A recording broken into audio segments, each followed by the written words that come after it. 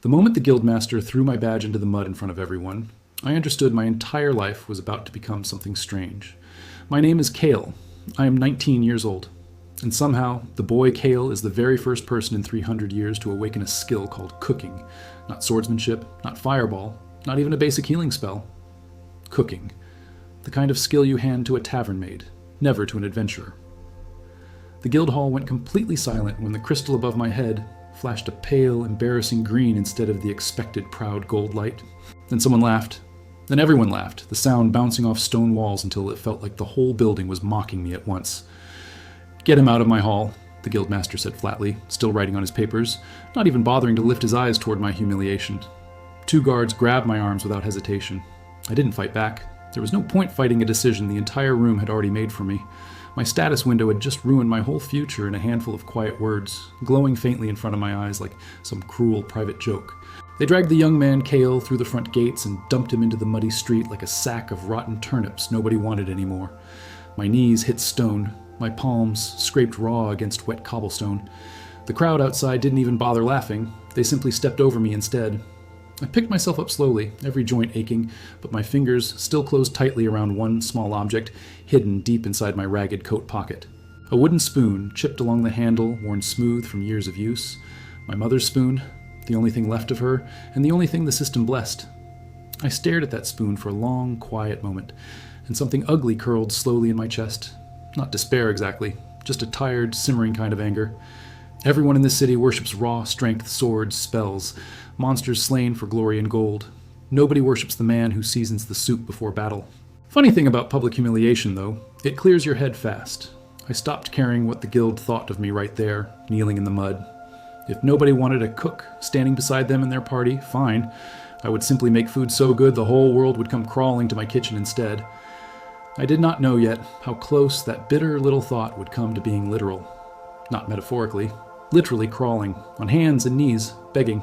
But that comes later. Right now I was broke, humiliated, exiled from the only career path I ever knew, and standing in front of the one place still hiring. The Rusty Ladle. A tavern so old the paint had peeled clean off its sign, tucked deep into an alley where even the local rats looked unimpressed by me. The owner was a heavyset woman named Brenna, arms like a blacksmith's, patience thinner than parchment, eyes sharp enough to cut through any excuse. She looked me up and down slowly, taking in the mud, the bruises, the desperate look every failed adventurer eventually wears after their first real fall. "You're the cooking skill boy everyone in town keeps mocking," she said. And it wasn't a question at all, just a statement dressed up like one. "I need someone to boil soup for the beggars out back," she added flatly. "Rat tail stew. Pays nothing, but you eat whatever happens to be left over." I took the job immediately. Of course I took it. What other option did a 19-year-old boy with no gold, no guild, and no future actually have left? That first night, I stood over a bubbling cauldron of gray water and boiled rat tails like they were the finest cut of royal beef ever brought to market. Nobody was watching me work. Nobody cared what I did with my hands or my ruined pride, except me, because I could feel the skill humming quietly inside my chest. I closed my eyes and let instinct guide my hands instead of shame guiding my thoughts, whispering the quiet activation words every cook learns eventually. The pale green light spread slowly across the pot's surface like morning fog rolling over dark, still water, and the tails inside seemed to brighten and soften. I had absolutely no idea what I was doing back then. I just knew the soup smelled different now, richer, warmer, like something a starving man might fight over. That night, 7 beggars lined up outside the Rusty Ladle's back door, chipped bowls held out, expecting the same watery slop they always received from Brenna. They got something else entirely instead, though none of us understood exactly what that something was, until the following cold, gray morning arrived. The first man to taste it, an old beggar named Thomas, who hadn't walked without his cane in years, froze mid-spoonful like lightning had struck him where he sat. He didn't say anything at first. He simply kept eating, faster and faster, tears cutting clean lines through the grime on his weathered face as he swallowed. I assumed he was just hungry. Starving men sometimes cry over a warm bowl of bread. I didn't think much of it and went back inside to scrub the empty cauldron clean. I should have paid far closer attention that night because the next morning, Thomas walked into the tavern without his cane and ripped a wooden door hinge clean off its frame. I stared at the splintered metal and wood in his shaking hands for a long moment. He stared right back at his own fingers like they suddenly belonged to a stranger. "I feel like I could lift an entire wagon," he whispered, flexing his grip slowly until his knuckles popped loudly. "Kale, what did you put in that stew last night?" I honestly had no clear answer for him. Rat tails, wild onion, a pinch of salt I had quietly stolen from Brenna's shelf, and whatever that strange pale light had done to it all. I told him it was probably nothing special, just old bones finally giving a starving man proper strength. He didn't look convinced, but thankfully he didn't argue either way. Brenna, however, was already watching me from the kitchen doorway, arms crossed tightly over her chest, the way a woman watches something she doesn't yet fully trust. "Do exactly that again tonight," she said quietly. "Same stew, same method. I want to see if it happens twice, or if Thomas simply ate one proper meal for the first time in years." So I did it again the following night, and again the night after that. By the end of my first full week, every single beggar behind the rusty ladle could lift a full-grown horse. Word doesn't travel slowly through a city built entirely on gossip, desperation, and cheap rumors passed from drunk mouth to drunk mouth in crowded taverns like this one. By my second week working there, the line of beggars behind the tavern had grown so long it stretched clean past the alley entrance and spilled out into the main street. I started paying much closer attention to what exactly I was doing, instead of stumbling blindly through the motions the way I had that very first desperate night. I began testing different herbs, different cooking times, even the specific words I whispered quietly while the pale green light did whatever it was doing to my food. The system responded strongly to clear intention just as much as raw ingredients, I slowly realized. The more focused I became, the stronger the resulting effect turned out to be. One night, I focused entirely on toughness, while slowly stewing wild boar meat over low flame. The next morning, 3 beggars got jumped by street thugs near the market square. They walked away from that fight without a single visible bruise on their bodies. Blades that should have opened their skin simply slid off like water sliding off smooth stone. The thugs reportedly ran screaming through the streets afterward, swearing loudly to anyone who would listen that actual demons had somehow taken up residence in the slums. I focused on raw speed the following week, testing a broth made from lean rabbit and mountain thyme. A boy who had limped his whole life outran a galloping cart down the road. Every single time this happened, that quiet system voice chimed softly inside my skull, feeding me strange numbers and words I still barely understood at that point. I learned my cooking skill was gaining experience with every single successful dish, slowly climbing upward through ranks I hadn't even known existed until that very moment. I didn't tell Brenna about any of those private system messages flashing behind my eyes. Some quiet instinct told me to keep that particular secret entirely to myself. But I couldn't possibly keep the actual results quiet, not when half the beggars living in the slums started looking less like beggars and more like walking small miracles. Rumors are strange, stubborn little creatures. They begin as whispers exchanged in some filthy alley, and somehow end up shouted across noble dinner tables within mere days. By my third week at the tavern, a merchant's private bodyguard showed up at our door, his armor still dented from some recent brawl, demanding to know where this monster soup was sold. I told him honestly it was simply rat tail stew, nothing more. He didn't believe a single word of that, obviously, since he paid 3 whole gold coins for 1 bowl anyway. He drank it, standing right there in the alley like a man dying of thirst after a long desert crossing, gulping it down without even bothering to sit at a proper table first. The very next morning, that same bodyguard punched clean through a stone wall outside the tavern just to prove a point to his gathered friends. The old stone wall lost badly. I stood in the doorway watching thick dust settle slowly over his completely unmarked knuckles and felt something quietly shift deep inside my chest. The secret was no longer small. "You're going to have a serious problem very soon," Brenna muttered beside me, wiping her rough hands on her stained apron, watching the small crowd gather around the broken wall. "What kind of problem exactly?" I asked her, though some part of me already suspected the honest answer before she even bothered saying a single word of it out loud. "The kind of problem," she said slowly, "where powerful people stop laughing at the cooking skill boy and start wondering instead what else that little spoon of yours can actually do." She wasn't wrong about that at all, not even remotely close to being wrong. As it turned out, only 3 short days later when everything changed permanently and completely. A carriage stopped directly outside the rusty ladle that morning. Not a merchant's simple carriage, and certainly not some minor noble's carriage either. This one bore the golden royal crest. The entire street went dead silent, the particular way streets always go quiet when something far too important to ignore rolls slowly through a place too poor to normally matter. A tall man stepped out first, dressed in worn traveling leathers, a long sword strapped firmly across his back that practically hummed with visible enchantment even from a distance. I recognized that face instantly, and my stomach dropped somewhere down near my muddy boots. Every single child in this kingdom knew that particular face from festival posters and hero songs. Sir Aldrich Vane, the hero of the realm himself. The man who had cut down a full-grown wyvern with a single stroke before he'd even turned 20 years old. A living, breathing legend. He ducked under the tavern's low doorway, scanning the cramped, smoky room with sharp gray eyes until they finally landed directly on me, standing frozen behind the wooden counter. "You're the cook," he said simply, and it wasn't really a question at all, just the calm certainty of a man used to people confirming whatever he already firmly believed to be true. "I'm the cook," I answered carefully, because lying directly to the hero of the realm inside a rat-infested tavern seemed like a spectacularly poor decision for my continued existence. He sat down at the nearest wobbly table, without waiting to be asked, boots resting up on the chair beside him, sword leaning against his shoulder, studying me like an unsolved puzzle. "I faced the black dragon Voranth in exactly 3 days," he said flatly, no drama in his voice at all. "Everyone who has faced him before me is dead. I need every possible edge before that battle." My mind raced desperately through everything I actually knew about dragons, which admittedly wasn't much at all. Voranth had leveled 2 entire villages and swallowed a whole legion whole. "I heard a persistent rumor," Aldrich continued, leaning forward across the table, "that beggars behind this particular tavern have been punching clean through solid stone walls lately. I don't normally believe in rumors," he added quietly, "but I do believe firmly in actual results, and results are exactly what I saw with my own 2 eyes just this morning outside. Make me dinner tonight," he said simply, voice steady as stone. "Whatever it is you're doing to that beggar soup, do the exact same thing to my meal. If it works, I'll owe you a debt no gold could repay."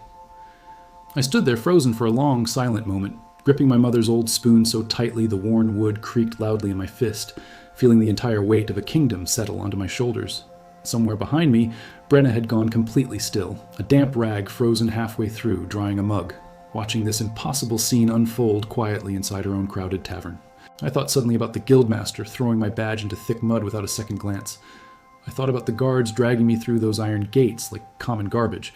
And then, quietly, almost entirely against my own will, I felt something new stir beneath all that old bitterness sitting in my chest, something that tasted remarkably like real purpose. "Give me 1 full hour," I said finally, voice steadier than I actually felt inside. "And don't expect anything even remotely close to rat tails this time around, Sir Aldrich." Aldrich's mouth twitched into something that wasn't quite a full smile, but certainly wasn't far from one either. 1 hour, he repeated slowly. "The fate of an entire kingdom rides on Stu's fancy cousin." I turned toward the cramped kitchen, my heart hammering wildly against my ribs, mind already racing through every single ingredient Brenna kept locked away in the cellar for special occasions. I needed something with real weight behind it, something ancient and genuinely stubborn by nature. My eyes landed on a cut of aged elk meat Brenna had been saving for some noble's private order. She caught my desperate glance from across the room and, without saying a single word, simply nodded toward the heavy cellar door. Whatever debt I already owed this woman had just tripled instantly. I worked fast after that, hands moving with a strange confidence that still felt somehow borrowed from outside myself, some deep instinct baked directly into the skill rather than into me. I seared the elk meat and rendered fat until the edges crackled a dark, rich gold, added crushed mountain garlic, wild rosemary sprigs, and a splash of aged wine Brenna pretended not to notice missing. Then, as the pan hissed and steamed loudly across the kitchen, I closed my eyes tight and focused every scrap of intention onto one clear word burning steadily inside my racing mind. Unbreakable. That single word carried more weight in my chest than any spell I'd ever heard whispered by a proper mage, and the pale green light this time didn't feel like gentle morning fog at all. It felt like fire, curling slowly around the searing meat like some living hungry thing, sinking deep into every fiber until the entire dish practically pulsed with quiet, contained power. Something inside my mind registered the change immediately, a warm rush of new understanding flooding through me, confirming my rank had just climbed higher than it had ever climbed before. I nearly dropped the entire pan when that realization hit me, my hands trembling slightly as I finally understood exactly how much stronger this particular dish had become compared to the rest. I plated the elk carefully with shaking hands, drizzled the rich pan juices generously over the top, and carried the finished dish out to the table where the hero of the realm sat waiting patiently. Aldrich picked up his fork slowly, studying the plated dish with the exact same careful eyes he probably used to study a dragon's weak points before charging headfirst into battle. Then he finally took the first bite. For 3 long, agonizing seconds, absolutely nothing happened at all. Brenna's rag had gone completely still again behind the counter. My heart felt like it had climbed straight into my throat. Then Aldrich set his fork down very carefully onto the wooden table, flexed his sword hand once experimentally, and looked at his own open palm like it suddenly belonged to a completely different man. "Kale," he said quietly, his voice strange and unusually low for a man normally known throughout the kingdom for his booming, confident battlefield commands and speeches. I need you to understand something important, he continued. I have eaten enchanted rations, blessed personally by 3 separate royal temples over the course of my entire military career. None of them, he said slowly, standing up so abruptly his chair scraped loudly across the wooden floorboards, ever felt anything remotely close to this strange, overwhelming sensation. He picked up his sword from where it leaned quietly against the table, tested its familiar weight in his grip, and swung it once experimentally through the open, empty air of the tavern. The blade cut a whistling arc that split the wooden doorframe clean in half instantly, the old wood groaning and splitting apart as easily as if it had merely been dry, brittle parchment. Brenna yelped loudly and ducked behind her own counter for cover. I stood completely frozen in place, watching splinters rain down onto the floorboards, realizing exactly how badly I had just miscalculated. That was absolutely not supposed to happen, I said weakly, staring at the ruined doorframe that used to hold this entire ancient building together in one somewhat stable, functioning piece. Aldrich didn't seem to care about the destroyed doorframe at all. He was staring intently at his own 2 hands with the wide, hungry eyes of a man who had just tasted something he desperately needed far more of. I'm taking you with me, he said abruptly, already reaching for a heavy coin purse he clearly intended to empty entirely onto Brenna's wooden counter without a single moment of hesitation. To the Royal Palace kitchens. To the front lines eventually. I genuinely don't care where. You're cooking for me tonight before I face Vorinth, and you're cooking for me after I win too. I opened my mouth to argue back, to explain that I still had beggar's stew to finish tonight, that Brenna genuinely needed my help closing up the tavern, that all of this was happening far too quickly. But some quiet, cold part of me had already noticed how the street outside had gone eerily silent, faces pressing hard against the tavern's cracked windows, watching everything unfold with wide eyes. Word about the royal carriage had clearly already spread through the entire district, and word about a hero splitting solid wood with one casual swing would spread twice as fast and twice as far.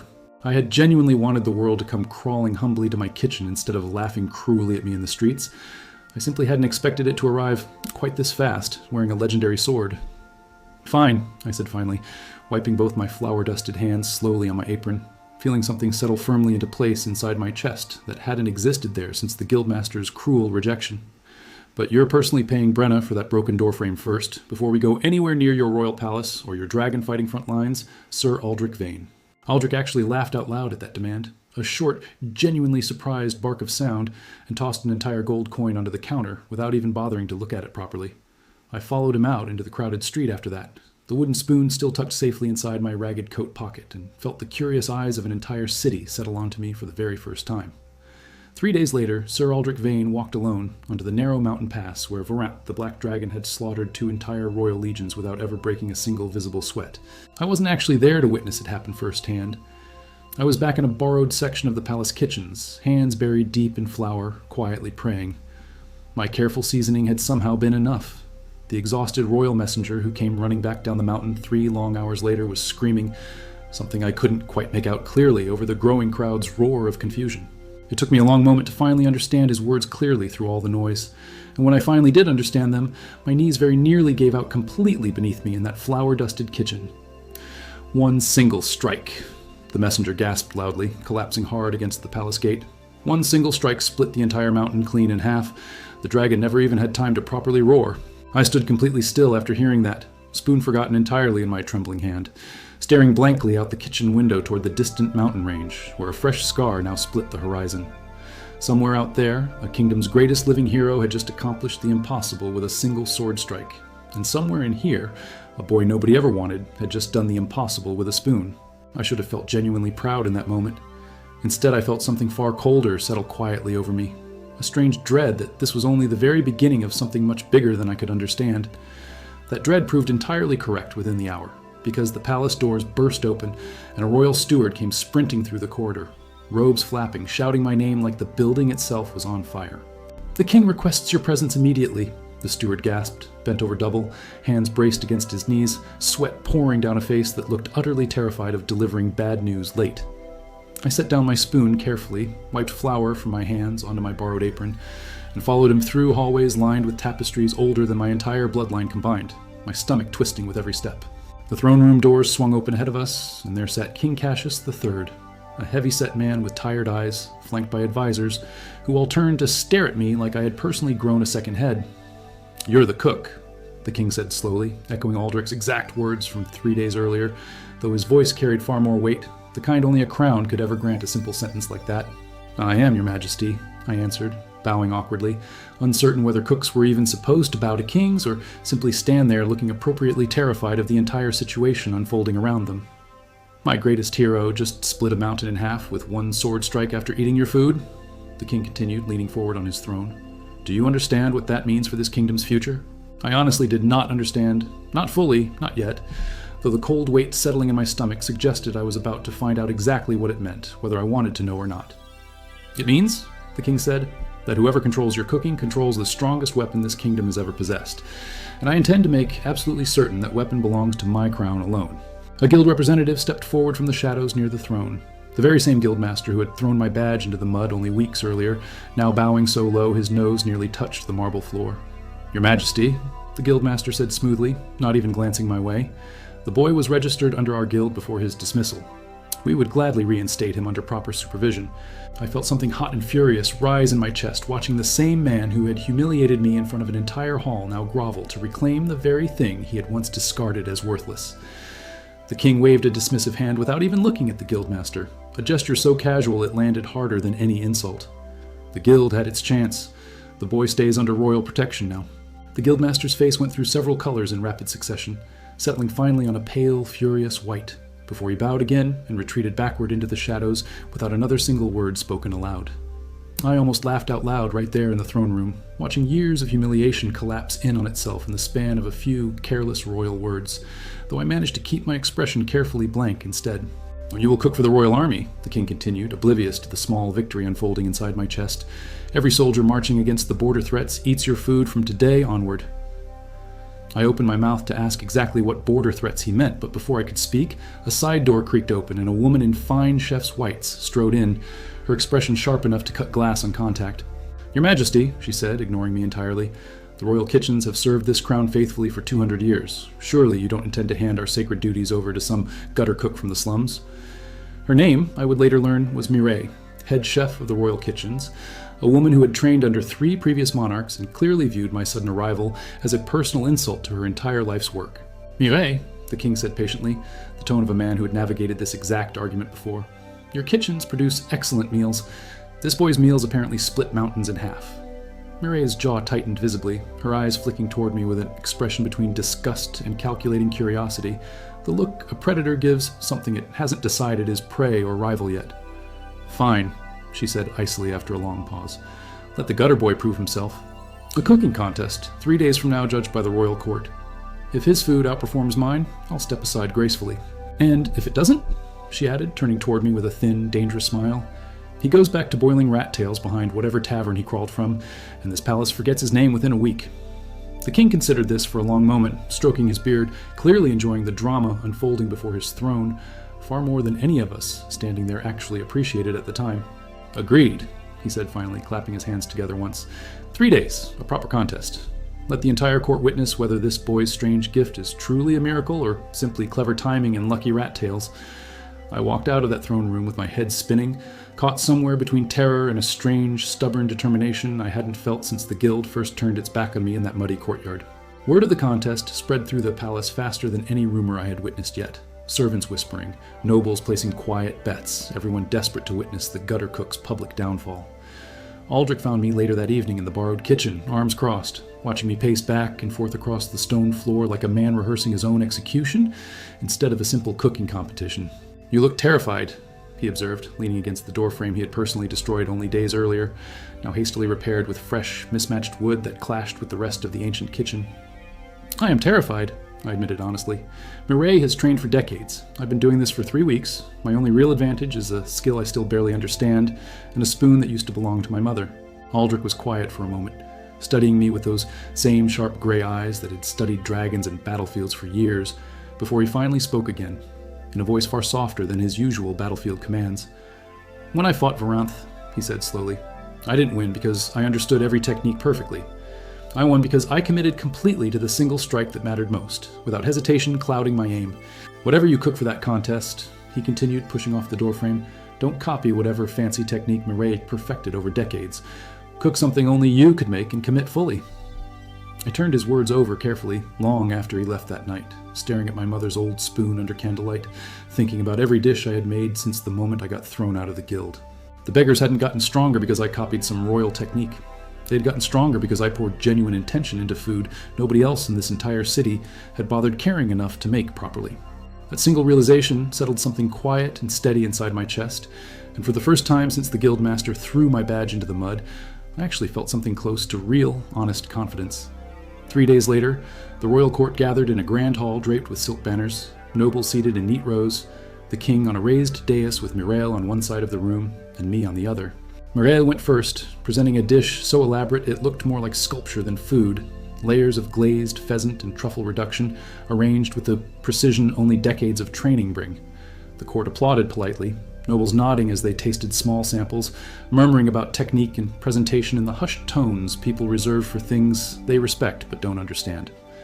Then it was my turn, and I walked forward carrying a simple wooden bowl of stew, humble beside Mireille's masterpiece, containing nothing more exotic than root vegetables, herbs, and mountain goat. Several nobles actually laughed quietly behind gloved hands, the sound achingly familiar, the exact laughter I had heard echo through the guild hall when that crystal first flashed its pale green light. I set the bowl down in front of the king without a single word, closed my eyes briefly and whispered the activation phrase while focusing every scrap of intention on the one word that mattered most. Endurance. The king lifted his spoon skeptically, clearly expecting little from something that looked so plain beside Mireille's creation, and took the first cautious taste while the hall watched in breathless silence. His eyes widened almost immediately, color rushing back into cheeks that had looked tired and pale just moments before, his posture straightening like a man who remembered what real vitality felt like. "I haven't felt this strong since I was a young man leading armies myself," the king said slowly, flexing his hand, staring at his own fingers with the same shocked look Aldrich had worn days earlier. The laughing nobles fell into an uneasy silence, glancing nervously between each other, watching their king rise from his throne unassisted for what several whispered was the very first time in over a year. Mireille's confident expression cracked slightly, her eyes narrowing as she studied my simple stew with grudging respect, the look of someone recalculating an equation she thought she already understood. "The boy wins," the king declared, still flexing his hand, a wide grin spreading across his tired face. "From today, Kale cooks for the royal army, my personal table, and anyone else I deem worthy." Mireille bowed stiffly, jaw tight, but I caught something else flicker behind her eyes as she straightened, something less like defeat and more like a woman quietly filing away a grudge for later use. I should have savored that victory longer, but even as the court applauded and the guildmaster's earlier humiliation replayed sweetly in my mind, that same cold dread from the mountain pass returned.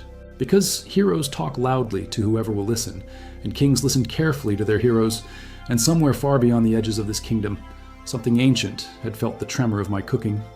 That tremor rippled quietly across the fabric of magic itself, reaching a castle existing between the cracks of the mortal world, a place that had waited a long time for a chef worth summoning. If you were ever fired from a job for the single dumbest possible reason imaginable, drop your story in the comments below, because mine genuinely involved a wooden spoon and a dragon-slaying hero. Smash that subscribe button right now if you want to see exactly what happens when a demon king comes personally knocking on a humble cook's kitchen door in the very next part.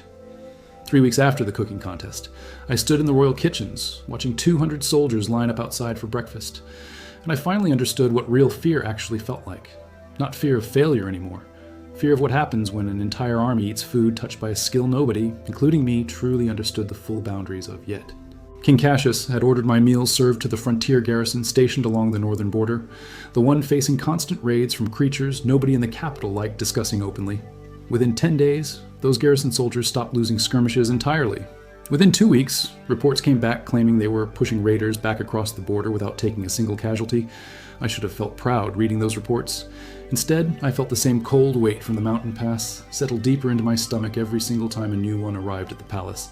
Aldrich noticed it too, watching me pick at my own food one evening in the palace dining hall, his sharp gray eyes studying me the way he probably once studied Voranth before that final fight.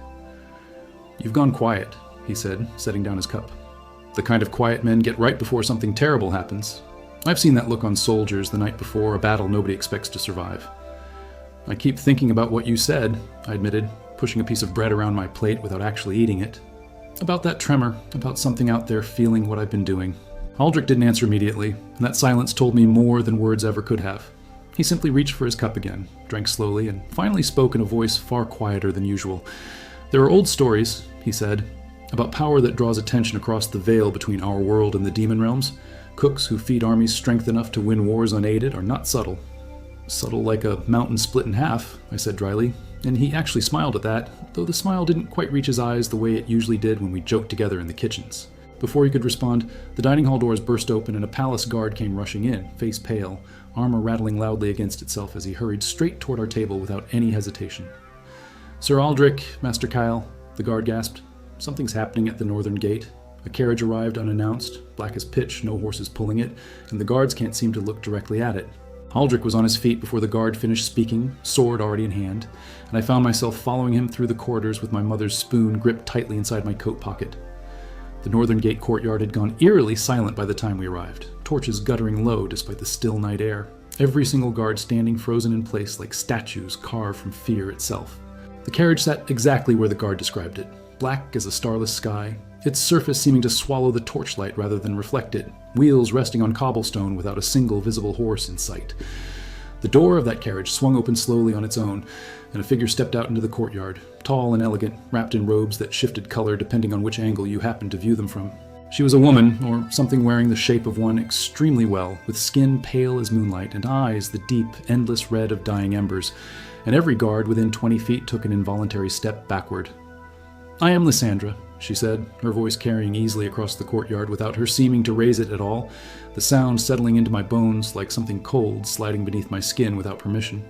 "I serve His Infernal Majesty, the Demon King Malachar, ruler of the border realms beyond the veil," she continued, scanning the assembled guards until her burning eyes finally settled directly onto me. "You," she said, and something in that single word made every hair on my arms stand up straight. "You are the one whose cooking has been rippling across the boundary between worlds for the past several weeks." I opened my mouth to say something, anything, but no words came out. Aldrich stepped protectively in front of me instead, sword raised, positioning his body between mine and whatever this woman actually was. "State your business," he said, voice steady despite the way his knuckles had gone white around his sword's grip. "Or leave this kingdom's soil before I remind you exactly why they call me the hero of the realm." Lysandra's lips curved into something that wasn't quite a smile, the expression somehow more unsettling than any snarl could have possibly been, and she tilted her head slightly as she studied Aldrich with mild amusement. "Put your sword away, little hero," she said almost gently, though the words carried an edge sharp enough to draw blood. "I haven't come to fight tonight. I've come to deliver an invitation, nothing more." She reached into her shifting robes and produced a scroll sealed with wax the color of dried blood, holding it out toward me directly, ignoring Aldrich's blade entirely as though it were simply beneath her notice. "His Majesty has tasted the ripples of your work through the veil itself," she said. "He wishes to formally invite you to his castle, where you would serve as his personal royal chef for the rest of your days." The courtyard went completely silent after those words, even the wind seeming to hold its breath, every guard staring at me, like they expected the ground to swallow me whole at any moment without warning. "And if I refuse?" I managed to ask, my voice sounding far steadier than I actually felt standing there in front of a demon emissary who could apparently see ripples across entire dimensions from my cooking pot. Lysandra's smile widened slightly, though her burning eyes never softened. "His Majesty is patient, but not infinitely so. Refusal means he collects you personally, and that visit is far less courteous." Aldrich's grip tightened further on his sword. "Are you threatening the royal chef of this kingdom, demon? Because I already killed one legendary monster this month. I have no problem making it 2 before winter arrives." "Threats," Lysandra said lightly, "are for those without patience. I state facts, Sir Aldrich Vane, hero of a kingdom that would not survive an hour against what waits beyond the border you guard so proudly." She turned back to me, robes shifting through impossible colors again, and held the scroll out further, waiting, her burning eyes never leaving my face even as guards slowly crept closer with weapons drawn nervously. "You have until the next full moon to consider His Majesty's offer," she said. "Come willingly, and you will be treated as an honored guest deserving every luxury a demon court can provide for its most valued servant." "Refuse," she continued, voice dropping colder, the temperature in the courtyard dropping around us, "and His Majesty will simply take what he wants, along with everything you claim to love, chef."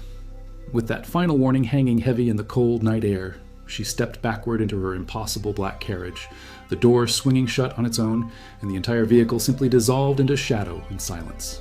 The guards let out a collective breath they had apparently been holding the entire time, several of them dropping to their knees on the cobblestones, shaking, staring at the empty space where that carriage had stood. I stood frozen, the sealed scroll somehow now resting in my open palm. Despite never actually reaching out to take it, the wax seal warm against my skin like something alive, breathing quietly beneath the surface.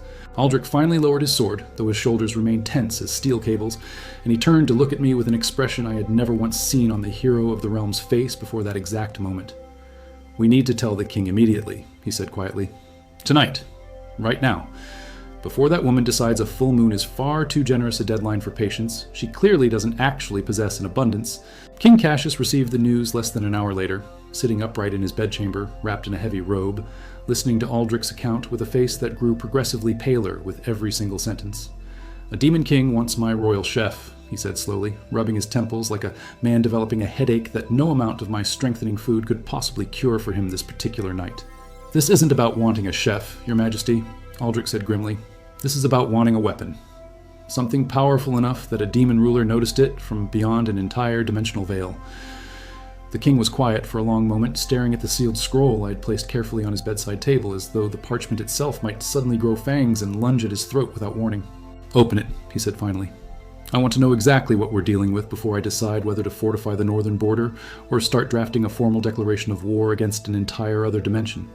I broke the blood-colored wax seal with trembling fingers, unrolled the parchment carefully, and found elegant, looping handwriting that seemed to shift slightly on the page whenever I wasn't looking directly at it. The letter was short, formal, almost courteous in its phrasing, offering me a position as personal chef to His Infernal Majesty Malachar, complete with promises of ingredients no mortal kitchen had ever possessed. It mentioned fruits grown in soil soaked with elemental fire, meat from creatures that lived and died across multiple realities simultaneously, spices harvested from the edges of collapsed stars, long since burned out.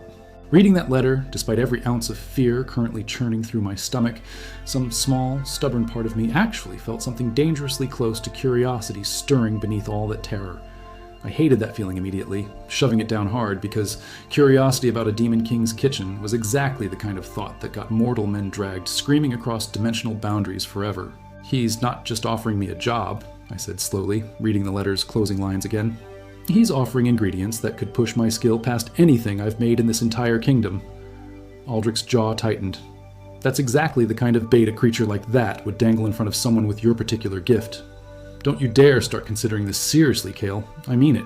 "I'm not considering it," I said quickly, though the small hesitation before those words left my mouth apparently wasn't quick enough to escape the king's notice as he studied me carefully from his bed. "Regardless of what you're considering," King Cassius said, setting the matter aside, "we cannot simply hand our kingdom's greatest asset to a demon lord without exhausting every other option first." He called for his war council the very next morning, gathering generals, mages, and advisors around a table covered in maps stretching from the capital all the way to the mist-shrouded border everyone called the Vale. "We fortify," one general suggested immediately, pointing at the northern territories. "Double the garrison. Station Kale at the border fortress. Let his food strengthen every soldier standing guard." "That solves nothing," a court mage countered sharply, arms crossed over her robes. "If Malachar wants him badly enough, no wall of soldiers stops a demon king from reaching through the veil itself." I sat quietly through most of that meeting, listening to grown men and women argue over my fate like I was a strategic resource, rather than a person who 3 weeks ago had simply been boiling rat tails for beggars. Somewhere in the middle of that argument, Mireille slipped quietly into the war room, standing near the back wall, watching the entire proceeding, with an expression I couldn't quite read from that particular distance. I hadn't spoken to her much since losing the cooking contest to her humiliation, and something about the calculating look on her face that morning made the hair on the back of my neck prickle uncomfortably. The council eventually settled on a plan, though nobody seemed confident about it. Double the northern garrison, station mages at the border, and keep me within the capital walls until the deadline passed. "And if the Demon King simply ignores our defenses entirely?" I asked quietly, the question silencing the entire war room instantly, every face turning toward me with expressions ranging from grim to genuinely uncertain. Nobody had a good answer for that question. Not the generals, not the mages, not even King Cassius, who stared at the map like it might rearrange itself into a solution if he simply waited long enough. That night, unable to sleep, I wandered down to the royal kitchens alone, needing something familiar to ground myself after an entire day spent listening to powerful people argue about my future like distant strangers. I found Mireille already there, standing over a simmering pot, stirring slowly, the steam catching candlelight in a way that made her look almost gentle despite everything that had passed between us since the contest. "Can't sleep either," she said without turning around, her voice carrying none of the icy edge I remembered from the throne room weeks earlier. something softer replacing it that caught me completely off guard. "Oh, not exactly," I admitted, leaning against the doorframe, unsure whether I was walking into a trap or simply witnessing an actual moment of honesty from a woman I had assumed hated my very existence entirely. She finally turned to look at me, dark circles beneath her eyes, suggesting she hadn't slept properly in days, and set down her wooden spoon with the careful precision of someone choosing words as much as movements. "I've been thinking about what happens if Malachar takes you," she said quietly. "Not because I suddenly care, understand, but because I've spent my life protecting these royal kitchens from outside forces. A Demon King's chef would give him power over an entire other dimension's supply of strength," she continued. "Do you understand what that actually means for every kingdom standing on this side of the Veil?" I hadn't thought about it quite that way before, too consumed by my own fear to consider the wider implications of what my skill might mean in the claws of something like Malachar ruling hungry demon armies. "I might have an idea," Muriel said slowly, turning back to her simmering pot, stirring again with renewed focus.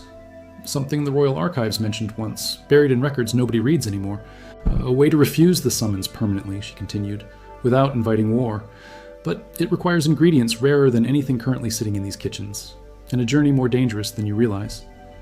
Before I could ask exactly what she meant, the kitchen door burst open, and a servant girl came rushing in, breathless, clutching a torn parchment ripped from somewhere in obvious, desperate hurry. "Master Kale," she gasped. "Guards found this pinned to the northern gate just now. It's addressed to you specifically, and the seal matches the one that woman left behind 3 nights ago near the courtyard entrance." My stomach dropped instantly. The full moon wasn't due for 11 more days, according to Lyssandra's warning, which meant either something changed, or Malachar had simply grown tired of waiting. I took the torn parchment with trembling fingers, breaking a second wax seal identical to the first, and read words that made every single person standing in that kitchen go completely, deathly silent around me. The letter was short, brutally short.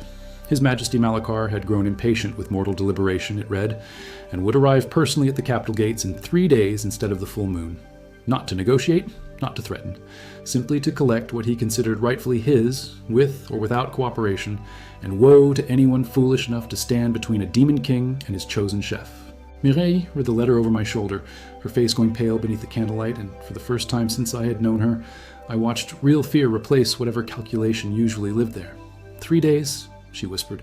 "Whatever idea I had about the archives, whatever rare ingredients we might need, we don't have time to gather them properly anymore. Not against a deadline that short, Kale." I looked down at the letter again, at that elegant, shifting handwriting, and felt the same cold dread from the mountain pass settle permanently into my bones now, heavier than it had ever felt before this exact moment. 3 days until a demon king arrived at our gates. 3 days to find some way to protect a kingdom that had thrown me into the mud only weeks ago, now depending entirely on the skill they once mocked. Mireille wasted no time once the shock of the shortened deadline settled over the kitchen, grabbing a lantern and a satchel from beneath the counter, moving with the brisk efficiency of a woman who had already decided.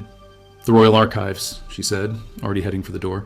"If there's any chance of finding what I remember reading about, it's buried somewhere in those shelves nobody has properly organized in decades." I followed her through torchlit corridors deep into the oldest section of the palace, past dusty tapestries and locked doors, until we reached a chamber-lined floor to ceiling with crumbling, forgotten scrolls. "Here," she said, pulling a heavy tome from a shelf, coughing as dust rose in a cloud around her face. "A treatise on culinary bindings, written by a chef, who apparently served a border lord 3 centuries ago." She flipped through brittle pages quickly, her finger tracing lines of faded ink, until she stopped abruptly on a page depicting an elaborate diagram of some kind of feast surrounded by protective symbols. "A sovereign's ward," she read aloud slowly. "A dish so deeply tied to a mortal ruler's authority that any demon attempting to claim someone bound to it would find their own power turned back against themselves." "That sounds exactly like what we need," I said, leaning over her shoulder to study the diagram more closely, my mind already racing through what ingredients such an elaborate protective dish might actually require. Marie's expression darkened as she read further down the page, her lips pressing into a thin line. "It requires 3 ingredients that don't exist anywhere within these kitchen walls or this entire capital city.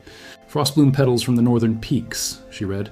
"A scale from a river serpent that has survived at least a century, and blood from a willing royal, freely given without any coercion whatsoever involved." "The royal blood is simple enough," I said. "King Cassius would probably cut his own palm without hesitation if it meant keeping his kingdom safe from a demon invasion. But the other 2 ingredients worry me far more." "The frostbloom grows only above the snow line on Mount Sindral," Mireille said, closing the book carefully. "A full day's ride from here, assuming the weather cooperates and nothing dangerous lives up there anymore." And the river serpent? I asked, already dreading whatever answer was coming next, given how everything else about this quest had escalated steadily from difficult to genuinely life-threatening within minutes. Lives in the serpent's coil, she said grimly. A river 3 days south of the capital that has claimed more adventurers than any dungeon in the kingdom. We don't have 3 days to spare for that. I felt something tighten in my chest at those words, the clock ticking down toward Malakar's arrival, feeling suddenly much louder than it had, even minutes earlier when we first entered this dusty archive room. There has to be another way, I said, pacing across the small chamber, my mind racing through every possible alternative while dust motes drifted lazily through the lantern light surrounding us both. Mireille was quiet for a long moment, studying the ancient diagram again, before she finally spoke with the careful tone of someone about to suggest something she clearly didn't entirely like herself. There might be an older scale in the royal treasury, she said slowly. A gift from decades ago, taken from a serpent hunt that nearly killed the king's own father. It's been sitting there gathering dust for years. Relief flooded through me at those words, quickly followed by a fresh wave of urgency. Then we go to the treasury first, and I'll take a small team to Mount Sindral myself while you handle the royal blood arrangement. You're not going anywhere alone, Aldrich's voice cut in from the doorway, and I turned to find him standing there, arms crossed, having apparently followed us without either of us noticing his footsteps behind us. I'm coming with you to that mountain, he said firmly. Whatever creatures decided to make Mount Sindral home these past few years, they haven't fought someone who split a dragon's mountain range in half yet. I wanted to argue, wanted to tell him his place was here defending the capital, but the stubborn set of his jaw told me clearly enough that arguing would simply waste precious time neither of us actually had left. Fine, I said. We leave within the hour. Mireille, get that scale from the treasury and start preparing whatever else this sovereign's ward requires while we're gone chasing frost bloom petals through the snow. The ride to Mount Sindral passed in a blur of cold wind and grim silence, Aldrich setting a punishing pace that left our horses lathered with sweat, despite the freezing temperatures, rising steadily as we climbed higher. We reached the snow line just as the sun began sinking behind the peaks, painting the entire mountainside in shades of deep orange and violet that would have been beautiful under any other, less desperate circumstances. There, Aldrich said, pointing toward a cluster of pale blue flowers growing improbably from a crack in the frozen rock face, their petals seeming to glow faintly even in the fading light of that mountain evening. We dismounted quickly, and I approached the frost bloom carefully, remembering every warning Mireille had given about handling them properly before we left the palace grounds behind us hours earlier that same day. The moment my fingers closed around the first stem, the temperature around us seemed to plummet even further, frost spreading rapidly across the nearby rocks in intricate patterns that hadn't existed seconds earlier. Careful, Aldrich warned, watching the frost creep toward my boots. These things don't just look cold. Local legends say they draw warmth from whatever touches them, feeding on it the same way a leech feeds on blood. I gritted my teeth against the sudden ache spreading through my fingers and pulled 3 full stems free, tucking them quickly into the protective pouch Mireille had prepared specifically for this exact purpose. That's when I heard it, a low growl echoing off the surrounding rock faces, deep and resonant enough that I felt it vibrate through my chest before my ears even fully registered the actual sound reaching them. Aldrich's sword was already drawn, his body angled protectively in front of mine, eyes scanning the darkening tree line at the edge of the snow line where shadows had begun pooling thick between ancient, twisted pines. Frostwolves, he said quietly. Local legends mention these too. They hunt in packs, drawn to warmth, which means we've got maybe 2 minutes before this mountainside becomes a battlefield. 3 pairs of glowing amber eyes emerged from the tree line as if summoned by his words, followed by 3 more, then 3 more after, until nearly a dozen wolves stood watching with hungry stares. Get behind me, Aldrich said, though his voice carried none of its usual confidence. The math of 1 hero against a dozen frost wolves clearly not adding up favorably in either of our minds right then. I fumbled inside my coat for anything useful, my fingers finally closing around a small pouch of dried spices I always carried out of habit, an idea forming rapidly as the first wolf lowered its head to charge. Wait, I shouted, grabbing a handful of the fiery pepper mixture I used for warming broths, focusing every scrap of intention I could summon into the words I whispered under my breath as the wolf lunged forward. The pepper burst into the air between us in a cloud of shimmering orange light. The charging wolf yelped sharply, skidding back as heat seemed to radiate from the air surrounding my improvised barrier. The other wolves hesitated, ears flattening against their skulls, clearly confused by warmth suddenly blazing where freezing air should have been, giving Aldrich the exact opening he desperately needed. He moved fast, faster than I had ever seen him move even during our earlier encounter at the tavern, his blade catching torchlight as he cut down 2 wolves before the rest even fully registered what was happening. I kept throwing pinches of that pepper mixture, focusing intention into every scattered handful, creating pockets of heat that scattered the pack and bought Aldrich precious seconds between each strike. Within minutes, the remaining wolves broke and fled back into the tree line, yelping in confused pain, leaving Aldrich standing amid fallen bodies, breathing hard, staring at me with something like genuine astonishment. "You just used cooking spices as a weapon," he said, wiping sweat from his brow despite the freezing cold. "I don't think even the Royal Archives have a category for whatever that actually was." "Neither do I admitted, my hands shaking now that the immediate danger had passed, adrenaline draining away and leaving pure exhaustion in its wake as I stared down at my own trembling, spice-stained fingers. We made it back down the mountain by dawn, exhausted but successful, the frost bloom petals safely tucked away, and rode hard for the capital, knowing every hour spent traveling was an hour closer to Malakar's arrival. We arrived back at the palace just as the second day of our 3-day deadline was ending, and I found Mireille waiting anxiously in the kitchen, the ancient serpent scale already resting on the counter beside her. "The blood," she said immediately, before I had even fully dismounted from my exhausted horse in the courtyard outside. King Cassius agreed without hesitation the moment I explained what the sovereign's ward requires.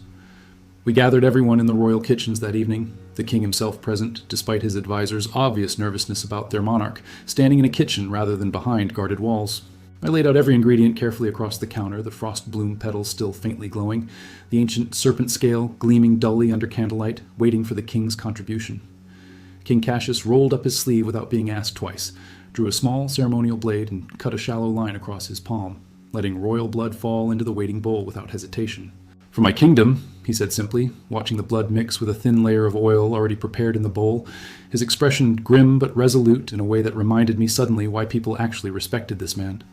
I began preparing the dish according to the ancient diagram, combining every ingredient with a precision I had never attempted before, focusing all my attention onto one word burning through my mind.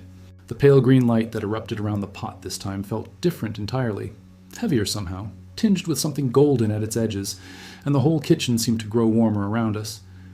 Mireille watched with wide eyes, her earlier rivalry apparently forgotten entirely in the face of whatever was unfolding before her, murmuring something under her breath that sounded like a prayer. The dish finished just as the third day's sun began setting outside the windows, painting everything in orange light uncomfortably, similar to the sunset we witnessed on Mount Sindril days earlier. I carried the finished plate carefully to King Cassius, who ate it slowly, deliberately, his expression unreadable as the magic contained within the ward settled into his blood without a visible reaction. "I feel nothing different," he admitted after several long minutes, setting down his fork with disappointment, written plainly across his tired features in the flickering candlelight around us. "The archives said the ward only activates upon direct contact with whatever force attempts the claiming," Mireille explained quickly. "We won't know if it worked until Malakar himself actually tries to take you, Kill."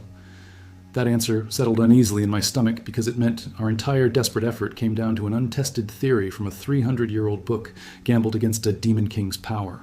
Night fell completely over the capital, and every guard along the northern gate stood at attention, torches blazing bright enough to hold back darkness, waiting for whatever the hours might bring. I stood beside Aldrich atop the gate tower, watching the northern road stretch out into shadow, my mother's spoon gripped tight in one hand, the memory of frost wolves and mountain winds still fresh in my exhausted mind. "Whatever happens tonight," Aldrich said quietly, not looking away from the darkness ahead of us, "you're not facing it alone. Remember that, no matter what that woman Lysandra or her demon king actually try to claim." I nodded, throat too tight for words, watching the horizon where the mist-shrouded veil supposedly separated our world from realms most mortals never survived glimpsing, waiting for something ancient to finally arrive. Somewhere beyond that veil, past mountains and rivers, most maps refused to properly chart. Something ancient and hungry had already finished counting the same 3 days we spent fighting for our lives. And I had absolutely no idea, standing in that quiet kitchen with Mireille's fear mirroring my own hours earlier, that the true danger wasn't Malakar's arrival, but something far closer, already moving within our walls. If you think Mireille just became an unexpected ally, or if you think she's hiding something far worse behind that sudden kindness, drop your theory in the comments before the Demon King actually shows up at the gates. The Demon King arrived at dawn, and the entire sky above the northern gate turned the color of spilled wine before a single soldier even spotted him crossing the mist-shrouded veil toward our capital.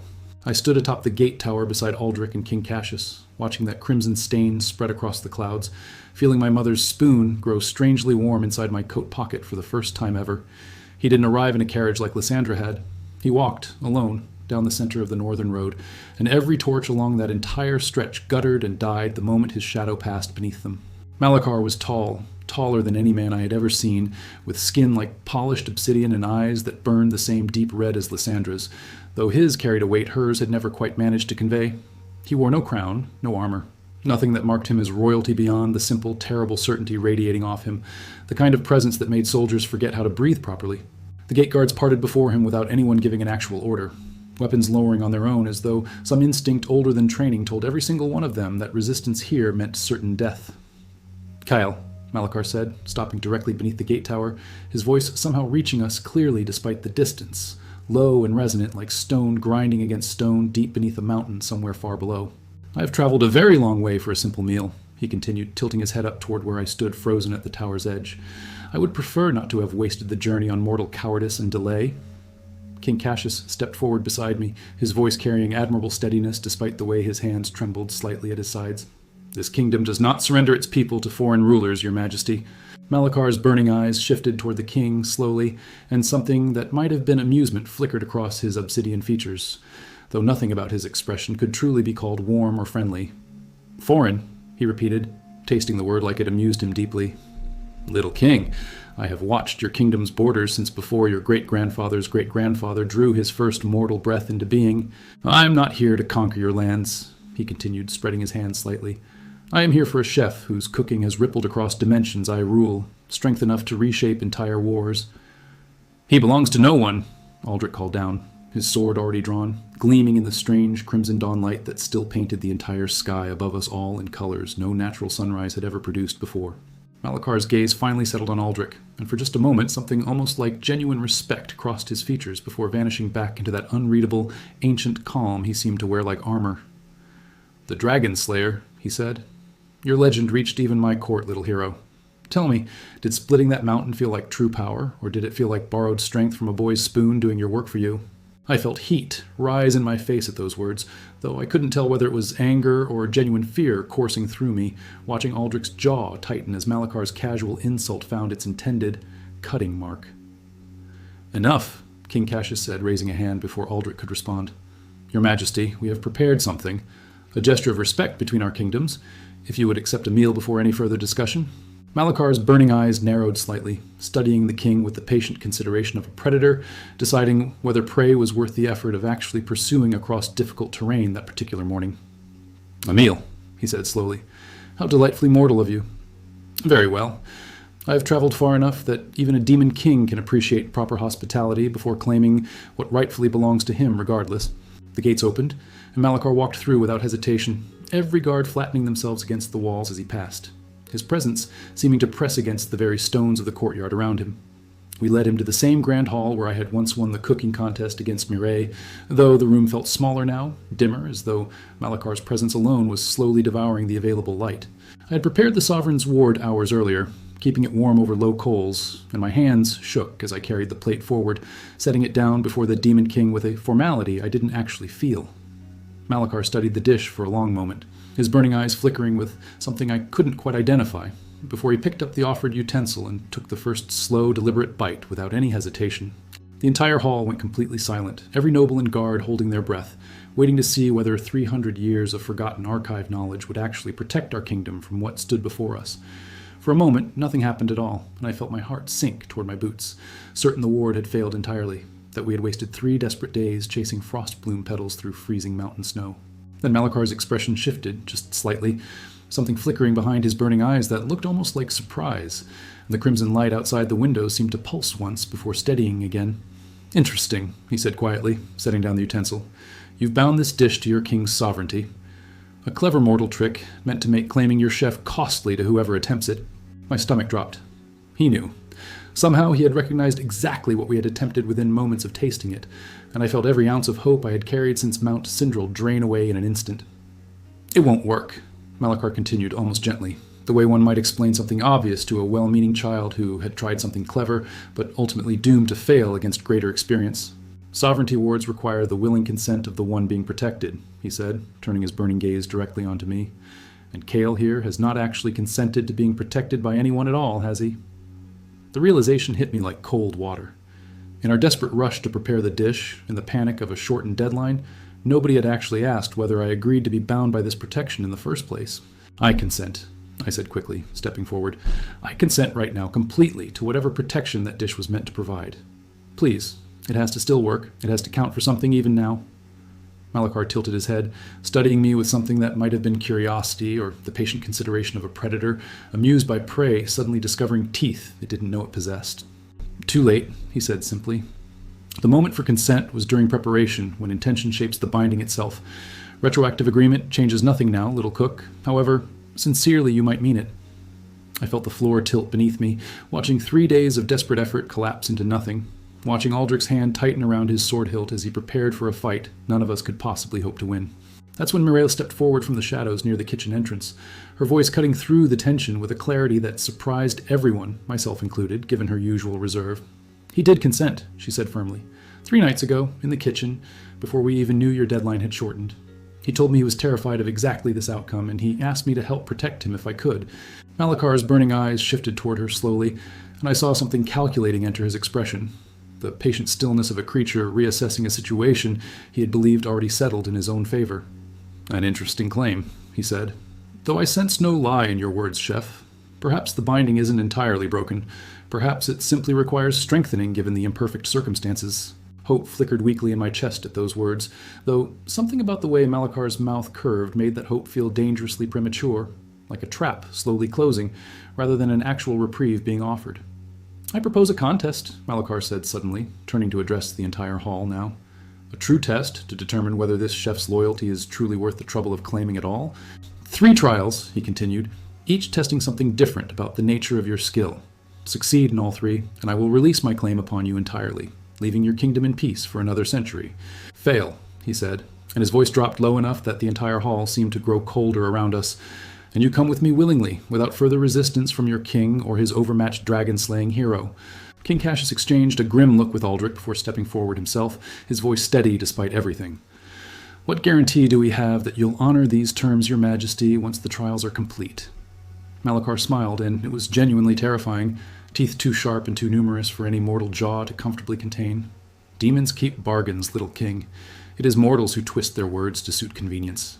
There was no real choice to make, not with an army of demons presumably waiting beyond the veil should negotiations collapse entirely, so I stepped forward myself before anyone else could speak on my behalf again. I accept, I said, and Malachar's burning eyes turned toward me with something that looked almost like satisfaction, the expression of a predator whose prey had just walked willingly into exactly the trap he wanted. Excellent, he said. The first trial begins at sunset tonight. You will cook using only ingredients I provide, ones that exist nowhere in your world, requiring instinct rather than learned technique. He produced a small obsidian box from within his robes, setting it on the table before me, and when I opened it carefully, I found ingredients unlike anything I had ever encountered in my entire short cooking career. A cluster of what looked like glowing coral, pulsing faintly with inner light. A handful of black salt that seemed to absorb torchlight rather than reflect it. A single, still-beating heart. I nearly dropped the box entirely, staring at that heart, pulsing steadily in its container, feeling bile rise as Malachar watched my reaction with obvious, cruel amusement in his burning eyes. Something troubling you, little cook? He asked, voice dripping with false concern that fooled no one in that increasingly tense hall. The creature it belonged to felt no pain in the taking. I forced my expression steady, though my hands trembled as I closed the box again, understanding now exactly what kind of trial this was actually going to be, and exactly how dangerously unprepared I truly was for it. Sunset? I repeated, my voice steadier than I actually felt inside. I'll be ready, your majesty. Whatever these ingredients are, whatever this trial requires, I'll find a way to make something worthy of the challenge. Malachar nodded once, apparently satisfied, and turned to leave the hall, his shadow somehow lingering longer than it should have against the stone floor even after his form had passed through. The moment he was gone, the entire hall seemed to exhale collectively, tension draining from every shoulder in the room as though we had all been holding our breath since the moment his presence first darkened our gates. Aldrich was at my side instantly, gripping my shoulder hard enough to hurt. You didn't have to accept his terms. We could have fought instead, gambled steel rather than everything on a trial. Your sword against a being who watched my great-grandfather's great-grandfather being born? I asked quietly. This is a different kind of monster than any frost wolf we faced on that mountain. Mareg approached us both, expression grim but determined, rolling up her sleeves as though preparing for battle herself. Despite the fact the actual trial belonged only to me from this point forward. We have until sunset, she said. Roughly 6 hours to figure out what someone actually does with a still-beating heart and glowing coral from a place that exists beyond our entire mortal world. I opened the obsidian box again, forcing myself to study its contents more carefully, pushing past the initial revulsion to actually consider what these ingredients might mean beneath their surface. The heart, I realized slowly, wasn't decaying despite apparently being separated from its creature for who knew how long, which suggested something about its nature defying normal cooking logic. It's still alive somehow, I said slowly, watching it pulse steadily in its container. If I cook this using ordinary methods, I think I'll actually kill whatever gives it that strange life. Mireille leaned over the box, studying the heart with professional curiosity, overtaking whatever squeamishness she felt. You think the trial isn't about cooking it, but about keeping it alive, or transforming it without destroying whatever gives it that vitality, I said, the pieces slowly clicking together in my exhausted mind. Malachar didn't ask for a dish, he asked for instinct. We spent the next several hours experimenting in the royal kitchens, testing small pieces of black salt against various temperatures, watching how the glowing coral reacted to different techniques. By the time the sun began sinking toward the horizon, painting the sky in shades uncomfortably similar to the crimson dawn that announced Malachar's arrival, I had a theory, however uncertain it remained. The key wasn't heat at all, I realized. The black salt seemed to preserve whatever it touched rather than season it, meaning the dish needed to be built cold, layered around the heart rather than cooked through it. I worked with steady hands despite the trembling fear beneath my ribs, slicing the glowing coral into thin, translucent pieces, arranging them carefully around the still pulsing heart like petals. The black salt went last, sprinkled with deliberate precision along the coral's edges, and as I focused every scrap of intention into the dish, whispering words I barely understood, the light responded. It didn't erupt this time. It settled instead, gentle and steady, wrapping around the arrangement like a held breath, and the still beating heart at its center slowed into something calmer, content. I carried the finished dish out to the courtyard just as the sun touched the horizon, finding Malachar already waiting there, arms crossed, studying the darkening sky with an unreadable expression. He turned as I approached, and something flickered across his obsidian features when he saw the completed dish, an expression quickly smoothed back into that same patient, ancient calm as before.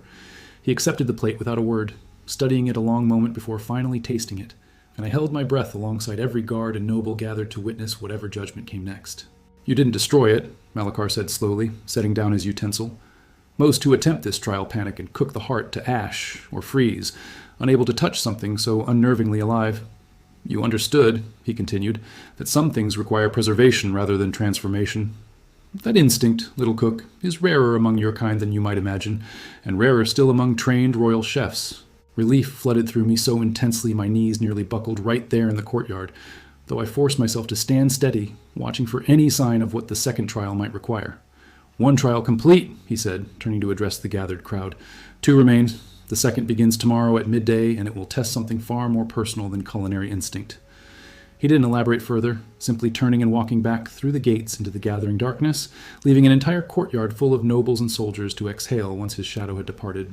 Aldrich found me sitting exhausted on the courtyard steps minutes later, offering a water skin I accepted gratefully, my hands still trembling from whatever strange magic had passed through them. 1 down, he said, sitting beside me. 2 to go. Whatever tomorrow's trial involves, you're not facing it alone, Kale. Not after everything we've survived since that dinner before Varanth. I wanted to believe him completely, wanted to feel the same confidence radiating from his voice, but Malachar's parting words kept circling through my exhausted mind like a warning I couldn't decode. Something far more personal than mere culinary instinct. What could possibly be more personal than cooking with a still-beating heart, than pouring intention into food that reshapes armies entirely? I didn't sleep well that night, tossing restlessly in my borrowed chambers, my mother's spoon clutched tight against my chest like it might somehow shield me from whatever midday would bring. When morning finally arrived, gray and overcast, unlike the strange crimson dawn that announced Malachar's arrival, I found Mireille already waiting outside my door, expression troubled in a new way. I need to tell you something, she said quietly, glancing down the corridor as though checking for anyone listening. Something I should have said the moment Malachar mentioned testing something personal. My stomach tightened at her tone. What is it? I asked, dread already pooling low in my chest before she had even spoken another single word of whatever confession she was clearly working up to. She hesitated, twisting her hands together nervously before finally speaking in a whisper. The second trial in old demon lore isn't about cooking skill at all, it's about who you're willing to sacrifice. Before I could fully process the horror of that statement, a commotion erupted down the corridor, shouting voices and running footsteps, a guard sprinting toward us with panic across his entire face. The guild master, he gasped, skidding to a stop. He's gone missing from his quarters overnight, along with several documents from the Royal Archive room where you found the Sovereign's ward. Mireille's face went pale instantly, and I felt that same cold dread from the mountain pass return tenfold, understanding suddenly that whatever moved quietly within our walls had revealed itself too late. "He's working with Malachar," I said slowly, the pieces clicking together with sickening clarity. That's how the Demon King knew exactly when to shorten his deadline against us in the first place. Aldrich was already moving toward the stables before I finished speaking, shouting orders to nearby guards, organizing a search party with the efficiency of a man who had hunted far worse than a guildmaster. "We don't have time to chase him down properly," Mireille said, gripping my arm to stop me following Aldrich out.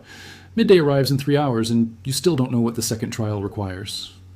She was right, though every instinct screamed at me to help hunt down the man who had thrown my badge into the mud, who had sold our kingdom's secrets to a demon king out of nothing more than resentment.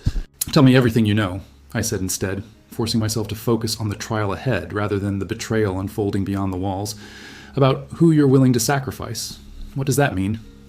Mireille led me back into the quiet kitchen, pulling out the ancient tome she found in the archives, flipping past the Sovereign's Ward page until she reached another section, written in faded, spidering ink. "The old texts call it the Reckoning of Bonds," she read slowly. "A trial where the demon presents someone precious to the chef and demands proof of that claimed love through an act of culinary sacrifice." "Sacrifice how?" I asked, dread coiling tighter in my stomach with every passing second, watching her finger trace lines of text that seemed to grow more disturbing. The further down the page her reading progressed. "The old texts are vague on specifics," she admitted, closing the book carefully. "But every account mentions the chef choosing between 2 dishes, one that helps the loved one that helps themselves. There's always a cost," she continued quietly. "Every version of this trial recorded across 3 centuries of archive history ends the same way. Someone loses something precious, and the demon simply watches." I sat down heavily at the counter, my mind racing through everyone I had come to care about since being thrown out of the guild only weeks earlier, wondering who Malachar might place before me at midday. Aldrich returned an hour later, empty-handed, expression grim beneath the sheen of sweat from a rushed search that had turned up absolutely nothing regarding the missing guild master's actual location. "He's gone," Aldrich said, dropping into a chair across from me. "No trace, no witness who saw him leave through any gate, which means he probably left through means our guards were never designed to stop." Midday arrived faster than I wanted, the overcast sky finally breaking to reveal pale, watery sunlight as an entire courtyard gathered once more to witness whatever new horror Malachar had prepared for us. He arrived exactly as the sun reached its highest point, no fanfare this time, simply appearing at the courtyard's edge as though he had always stood there, his burning eyes finding mine across the crowd. "Little cook," he said, "are you ready for something considerably more difficult than preserving a beating heart? This tests not your hands, but the honesty of what you claim to value most in this life." He gestured casually toward the gate, and my stomach dropped as 2 figures were led through by silent, shadowy attendants I hadn't noticed accompanying him, made of the same crimson mist as his arrival. Brenna, my old tavern employer, the woman who had given me a chance when nobody else would, stood there blinking in confusion, clearly taken from the rusty ladle without any warning given to her. Beside her stood Thomas, the beggar whose broken cane had first revealed my cooking's strange power, looking equally bewildered, his newfound strength doing nothing to protect him from whatever brought him here. "You know these mortals," Malachar said, and it wasn't a question. "The woman gave you purpose when your kingdom discarded you. The man was your first proof your gift was worth more than mockery and rat tails." I stared at Brenna and Thomas, both looking frightened but trying to hide it, and felt something cold and furious settle into my chest at the cruel precision with which Malachar had chosen who to bring forward. "Here is your trial," Malachar continued, producing 2 small ceramic bowls, setting them on a table conjured from swirling shadow that solidified the moment it touched the courtyard stones beneath us. "One bowl contains an ingredient that will permanently strengthen whichever mortal eats a dish prepared with it, granting power beyond anything your ordinary cooking has managed until this exact point. The other bowl," he said, voice dropping lower, "contains an ingredient that strengthens you instead, granting your own skill enough boost to survive should the third trial prove genuinely lethal. You may only prepare 1 dish," he said, "for only 1 bowl. Strengthen yourself, and one of these 2 mortals loses something precious in exchange, their strength drained to pay the balance owed. Choose to strengthen them instead," he continued, "and you enter the 3rd and final trial with only whatever skill you currently possess, considerably more vulnerable to whatever comes next." The courtyard went utterly silent, every eye turning toward me, and I felt the full weight of an impossible choice settle onto my shoulders, exactly the way Malachar had clearly intended from the start. Brenna spoke first, her voice steadier than expected given the circumstances. "Cale, don't you dare choose me. Whatever this monster wants, don't let him use me against you like some kind of leverage." Thomas nodded in agreement, standing a little straighter despite his fear. "She's right, boy. You've got a demon king breathing down your neck and a 3rd trial waiting. Take the strength for yourself. I looked between them, two people who had given me kindness when the world offered only mud and mockery, and felt something in Malakar's cruel logic crack beneath the weight of their selfless courage. There's a third option, I said slowly, the words forming even as the idea itself crystallized in my exhausted mind, drawing every eye in the courtyard, including Malakar's, directly toward me. You said, I may only prepare one dish for one bowl, I continued, meeting Malakar's eyes directly for the first time since his arrival. You never said the dish had to be eaten by only one person? Malakar's expression shifted slightly, the first genuine flicker of surprise I had seen cross his obsidian features since this ordeal began, something in his burning eyes sharpening with interest. Explain, he said simply, crossing his arms, watching with the patient curiosity of a being who had witnessed every variation of this trial across centuries, yet hadn't anticipated this approach. If I split the ingredient carefully enough, using my skill to divide its potency rather than simply diminish it, I said, thinking through the logic as I spoke it aloud, I could feed everyone something. A smaller effect for each of us, I continued, rather than a full effect for only one. It won't grant the same strength, but nobody loses anything precious. We all simply receive a little instead. Malakar was quiet for a long moment, studying me with an expression I couldn't read, before something like actual grudging respect crossed his ancient features for the very first time that day. That was not an option I offered, he said slowly, but I did not forbid it, and demons keep their bargains precisely as spoken. Attempt your clever compromise. I'm curious if your skill can sustain it. I moved to the conjured table with hands trembling slightly despite my forced composure, examining both bowls, one shimmering silver dust, the other a deep violet powder that seemed to hum faintly. I chose the bowl meant to strengthen the mortals rather than myself, unwilling to gamble Brenna's or Thomas's well-being against my own survival in the third trial, no matter how much that choice terrified me. I worked carefully, dividing the shimmering silver dust into smaller, precise portions, weaving it through a simple broth prepared, using ingredients from my own pocket, focusing on balance over power. The pale green light responded differently this time, spreading gently across 3 separate bowls rather than concentrating in one, and I felt my own chest strain from dividing my focus so carefully. I served Brenna first, then Thomas, then finally myself, and we all 3 ate together in that tense courtyard, while Malakar watched with burning eyes that missed nothing of the strange, quiet ritual.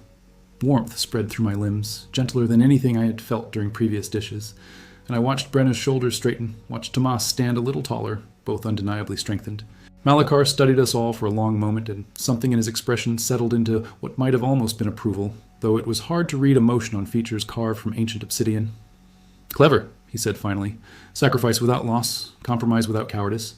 You have passed the second trial, though I suspect you've made the third considerably more interesting for everyone. Relief flooded through the courtyard almost audibly, Brenna letting out a breath she had clearly been holding, Thomas gripping her shoulder in quiet solidarity, both still shaken but gratefully unharmed. One trial remains, Malakar said, addressing the entire crowd once more.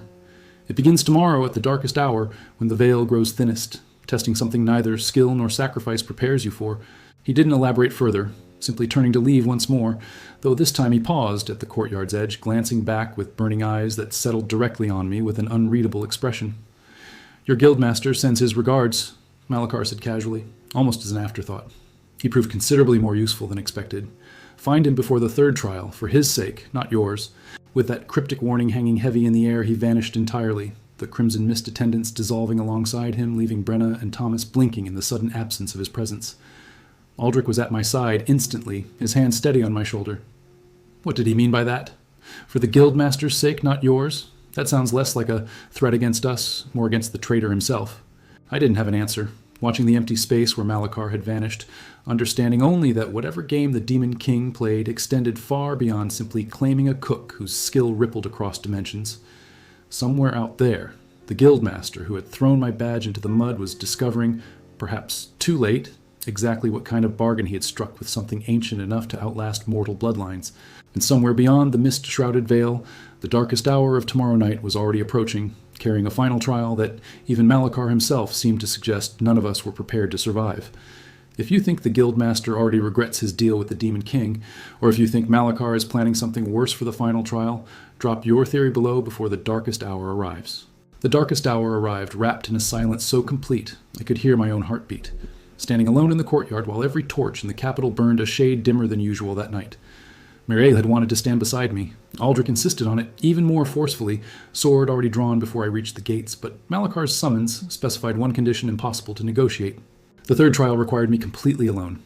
No allies within the courtyard walls, no weapons beyond my own 2 hands, and whatever remained of my mother's spoon tucked inside my worn coat pocket that night. I walked out through the gates into darkness, so thick it felt like wading through still water, the mist-shrouded veil pulsing faintly ahead with crimson light, unlike anything I had seen during his earlier arrivals. Malachar waited there already, standing perfectly still at the center of the northern road, and beside him stood a figure I recognized instantly despite the shadows, bound in chains woven from crimson mist. The guild master. His face was gaunt, hollowed out by whatever bargain he had struck, eyes wide with something that looked like genuine terror rather than the smug satisfaction I had expected to find waiting there. "Little cook," Malachar said, his voice carrying easily across the empty road. "I promised something neither skill nor sacrifice could prepare you for. Allow me to finally explain what that actually means tonight." "This man," he continued, gesturing toward the chained guildmaster, "came to me weeks ago, offering information about your movements in exchange for gold and a promise of revenge against a boy who simply existed.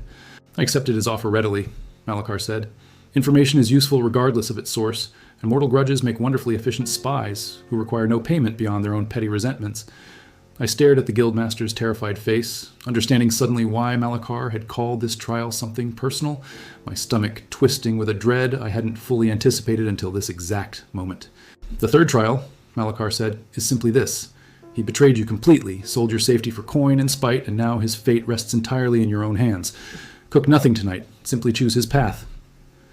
"I could return him to your kingdom," Malachar continued, "to face whatever mortal justice your laws prescribe. Or I could keep him bound to my service for whatever remains of his miserable mortal existence. The choice is yours alone," he said, "and it will tell me everything I need to know about whether you're worthy of joining my court willingly, or whether you require the forced claiming I originally intended."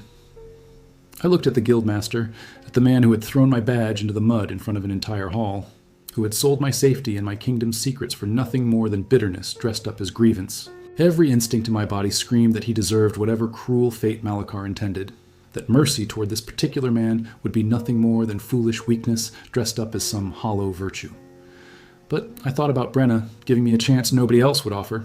I thought about Thomas eating my soup without knowing it would change his life. I thought about every small kindness that shaped who I became. "Send him back," I said finally, my voice steadier than I felt, standing in that crimson darkness. "Let my kingdom's laws judge him properly. He doesn't deserve an eternity bound to your service, whatever his crimes." Malachar tilted his head slightly, studying me with an expression I couldn't fully read in the darkness. "Even knowing he would have watched you dragged into my realm in chains, you choose mercy over vengeance." "Vengeance doesn't make me a better cook," I said. "It doesn't make me a better person either. Whatever he did, it's not my place to decide his eternal fate. That belongs to my king and whatever laws we uphold." The guildmaster made a sound somewhere between a sob and a laugh, sinking to his knees within his crimson chains, staring up at me with an expression mixing shame and disbelief in equal, overwhelming measure. Malachar was silent for a long moment, and something shifted in his ancient, obsidian features that looked almost like genuine surprise, the first time I'd seen that expression cross his face since this began. "You have passed all 3 trials," he said finally. "Not through skill alone, though your cooking is remarkable, and not through sacrifice alone, though you proved willing to give up strength for those you love. You passed through character," he continued, "something I have not witnessed in a mortal for longer than your kingdom's recorded history. That, little cook, is precisely what I wanted to find before this offer." I stared at him, confusion mixing with cautious hope. "I thought the trials were meant to determine whether I came willingly or was simply claimed by force regardless of what I actually wanted for myself." "They were," Malachar admitted. "Ancient law forbids demon rulers from claiming mortals of exceptional gift without proper testing. Force alone produces resentful servants. I require something more valuable.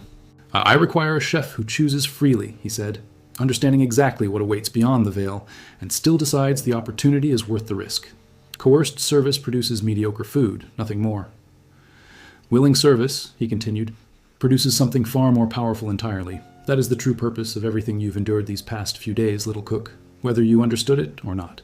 I felt something shift inside my chest at those words, the fear that had been coiling there since Lysandra's first appearance loosening slightly, replaced by something complicated, harder to name in that moment.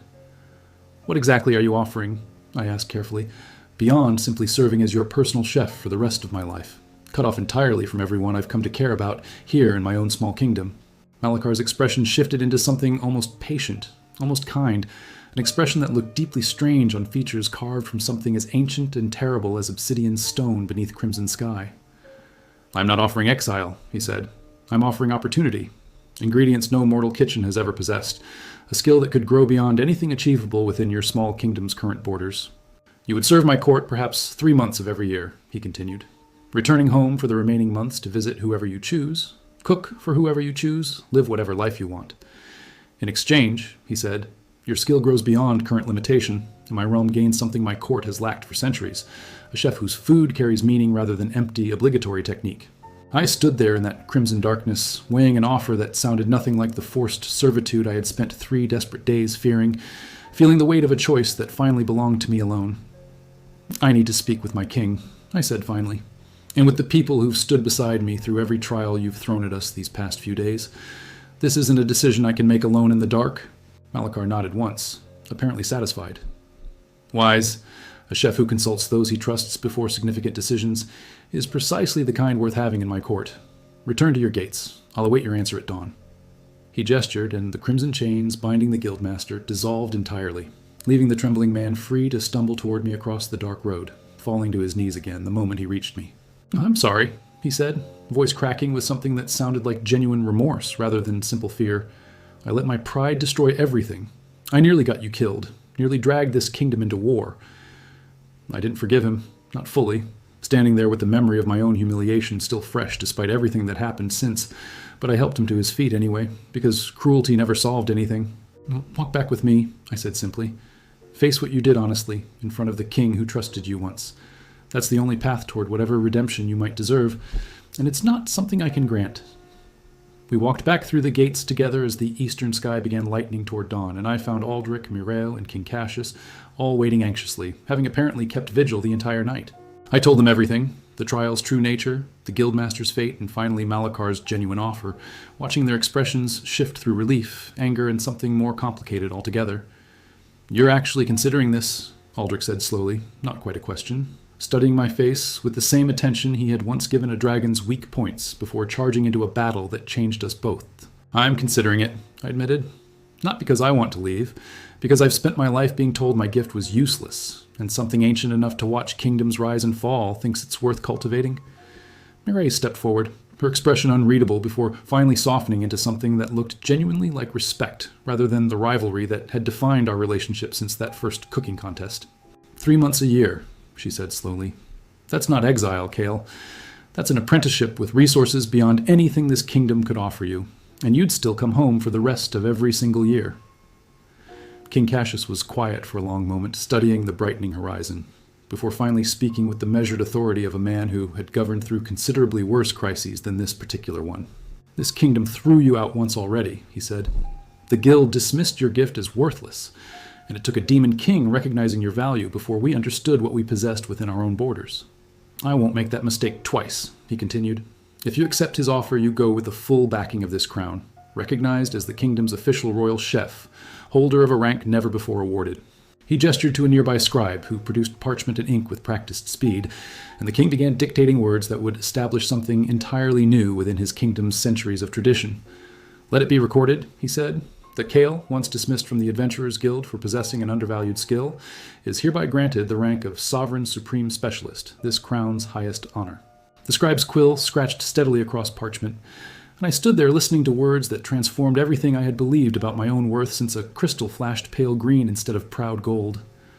SSS-Rank, Mireille murmured beside me, something like genuine wonder replacing whatever professional jealousy had once defined her attitude toward my rise from rat-tail stew to royal recognition within mere weeks.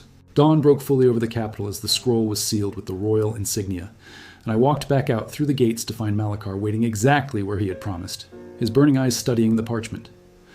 I accept your offer, I said, holding the scroll where he could see it clearly. 3 months in your court, the remainder here with my king, and I go as an equal partner rather than a servant claimed through trials. Malachar studied the royal seal for a long moment, something that might have been genuine approval flickering in his burning eyes. Sovereign Supreme Specialist, your king moves quickly to formalize this. Very well, he said. I accept these terms. You will begin your service after your kingdom's harvest festival, giving you time to prepare and your people time to celebrate whatever this recognition means to them. He extended a hand, and I hesitated only a moment before shaking it, feeling something like static electricity race up my arm, though nothing about the sensation felt threatening the way I had expected days earlier. Welcome to my court, Sovereign Supreme Specialist, Malachar said. something like genuine warmth entering his ancient voice for the first time since he had arrived at our gates only days earlier that same week. With that, he turned and walked back toward the mist-shrouded vale, his form gradually dissolving into crimson mist as he crossed whatever boundary separated our world from the realm he ruled beyond mortal maps. The following weeks passed in a blur of celebration and preparation, the entire capital buzzing with news of the harvest festival that would mark my departure toward the first of many seasons in a Demon King's court. Mireille insisted on training with me daily during those weeks, sharing techniques she had spent decades perfecting. Techniques she had once guarded jealously from anyone she considered a rival within her own kitchens. "You'll need every advantage you can get," she said, demonstrating a knife technique for the third time. "Demon Court cuisine won't forgive sloppy fundamentals just because your skill papers over mistakes." I absorbed everything she taught eagerly. Understanding her earlier coldness toward me had never really been cruelty, simply the guarded caution of a woman who had fought hard for her position and feared losing it. "Why are you helping me like this?" I asked one afternoon, watching her carefully plate a dish unlike anything I had attempted before that lesson began. "You could have let me walk in there unprepared." Mireille didn't look up from her work immediately, focusing on the delicate garnish taking shape beneath her steady hands, before finally answering in a voice quieter than her usual brisk, instructional tone. "Because you earned my respect," she said simply. "Not through the contest, though that surprised me. Through choosing mercy for a man who betrayed you, when vengeance would have been so much easier to justify." Aldrich spent those same weeks preparing me for dangers Mireille's kitchen lessons couldn't address, teaching basic self-defense between cooking lessons, insisting a traveling chef needed both kinds of skill. "You won't become a swordsman in a few weeks," he admitted, correcting my stance for what felt like the 100th time. "But knowing how to protect yourself might matter more than you currently realize." I trained with him every evening after Mireille's lessons ended, my body aching in ways it never had while simply standing over a stove, though the exhaustion felt earned rather than merely punishing this time. King Cassius summoned me twice during those weeks, once to discuss formal protocols for representing the kingdom, and once simply to share a quiet meal without any of the usual royal formality between us. "I misjudged you badly when this all began," he admitted during that second quieter meeting.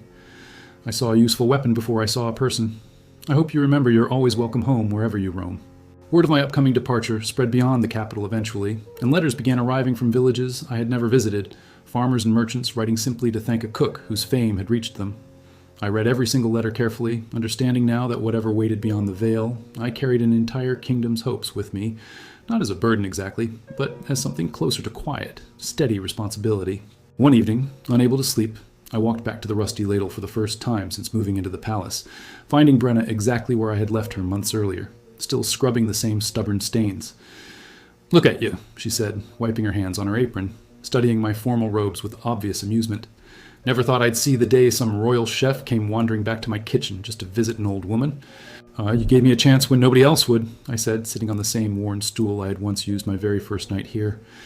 "I wanted to see this place again before I left for somewhere I can't properly imagine yet." Brenna poured us both a bowl of soup, simple and plain, nothing like the elaborate dishes I now prepared for kings and lords, and its familiar warmth settled a nervous ache I hadn't known I was carrying. "Whatever happens over there," she said, "you remember exactly where you actually learned to cook. Not from some fancy skill boy, from caring enough about hungry people to try harder than anyone expected you to." Tomas joined us later that evening, walking in on legs that no longer needed his old cane, and the three of us sat together in that small, familiar tavern long past, when I should have returned for rest. "You're going to be fine," Tomas said eventually, refilling my bowl without asking. "Any boy who can turn rat tails into royal weapons will figure out whatever strange food that kingdom throws his way." I left the rusty ladle that night with a full stomach and a lighter heart, understanding wherever my strange new life carried me next, this tavern would always remain the place where everything truly began. The guildmaster faced his judgment before the royal court during those same weeks, stripped of his position in gold, sentenced to years rebuilding the very archive room he had raided to secure his misguided revenge. I visited him once before my departure, finding him working quietly among dusty shelves, and something in his hollowed expression suggested this punishment had humbled him in ways imprisonment never could have managed. "Thank you," he said quietly, not looking up from his work, "for sending me back instead of leaving me bound to that creature forever. I don't deserve your mercy, but I'm grateful for it regardless of that fact." I didn't say much in response, simply nodding once before leaving him to his work, understanding that some wounds took considerably longer to heal, and forgiveness, when it eventually came, needed years to earn. The harvest festival arrived beneath clear autumn skies, banners stretching across every street, and I stood before an enormous gathered crowd wearing formal robes that felt strange after months spent in an apron. Brenna and Thomas stood near the front of that crowd, both looking prouder than I had ever seen them, and beside them stood every beggar who had once lined up behind the rusty ladle for soup that changed their lives. King Cassius spoke first, formally announcing my new rank before the assembled crowd, his voice carrying clearly across the courtyard that had once witnessed a demon king's arrival, now celebrating everything survived. Then Aldrich stepped forward, drawing his legendary sword and raising it high, the same blade that had split a mountain in half after eating my first proper meal, the very beginning of everything that followed since. To the boy who cooked for beggars, he called out, his voice carrying easily across the crowd, and somehow ended up feeding kings, heroes, and finally a demon lord, proving worth was never about rank, only heart. The crowd erupted into cheers loud enough to shake the surrounding buildings, and I stood there overwhelmed, my mother's spoon clutched tight in one hand, remembering the boy dragged through these gates weeks earlier. Mireille found me afterward, away from the crowds, holding out a small package wrapped carefully in cloth. "A parting gift," she said, "before you leave. Something to remember exactly where you came from originally."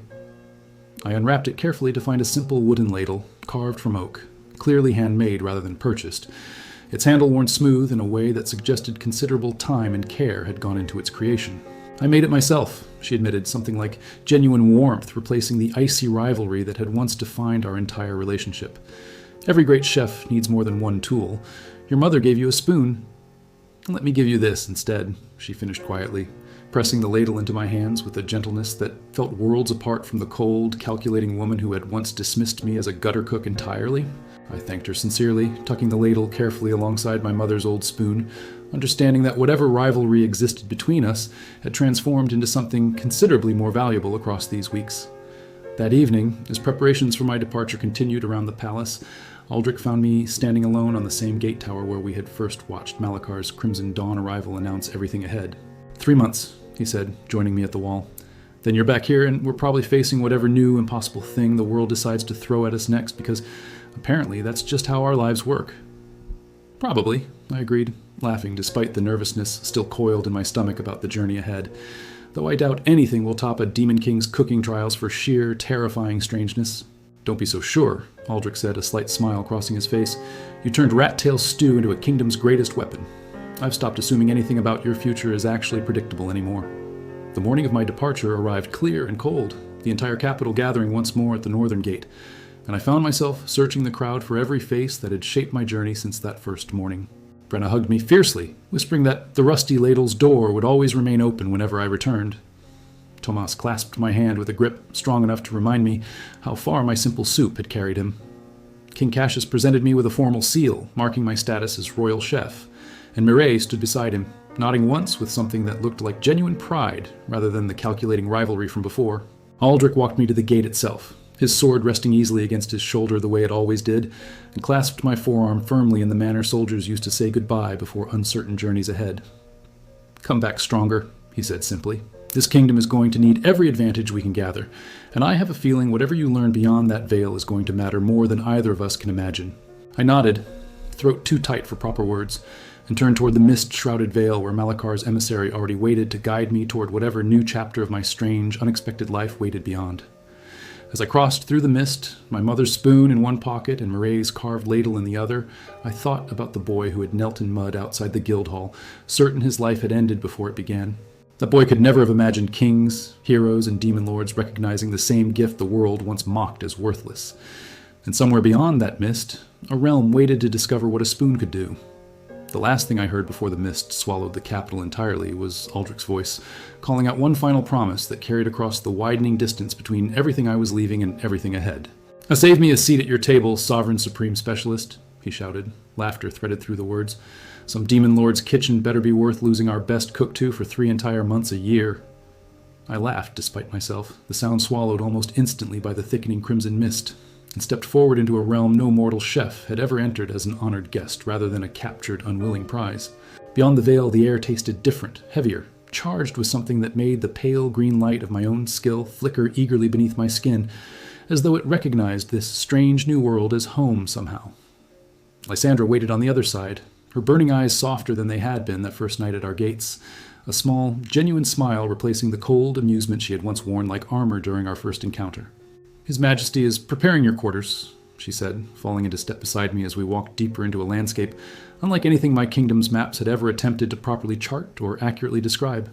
Towers of black stone rose in the distance, twisted into shapes that seemed to shift whenever I wasn't looking directly at them. Rivers of something glowing faintly violet cutting through silver grass fields. The demon court has waited 300 years for a chef worth this much trouble, she continued. Try not to disappoint us, Sovereign Supreme Specialist. Malakar's patience is legendary, but it is not infinite. I gripped my mother's spoon a little tighter, feeling the weight of everything I had survived to reach this exact moment, and allowed myself, for the first time since that humiliating morning, to actually smile forward.